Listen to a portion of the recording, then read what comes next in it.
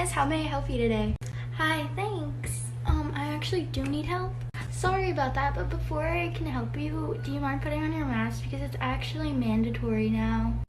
Excuse you. I don't have my mask on because I have a health condition. Can I speak to your manager? Okay, so I will call my manager, but they will still tell you that you need to wear a mask. That's absolutely ridiculous. Masks don't even do anything. They don't even help you. Actually, it's been scientifically proven that they actually do help. But if you don't want to wear one, then I guess have fun getting COVID.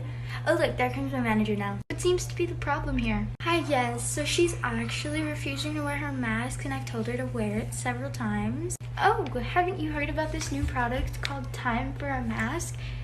No, I haven't heard about that. What does it do? Well, you eat one and a mask appears. Maybe we should feed one to Karen. I am not a Karen. Sure, maybe you'd like to try one. Ugh, fine, I guess. It's just a silly product off the internet that won't even work anyways, so...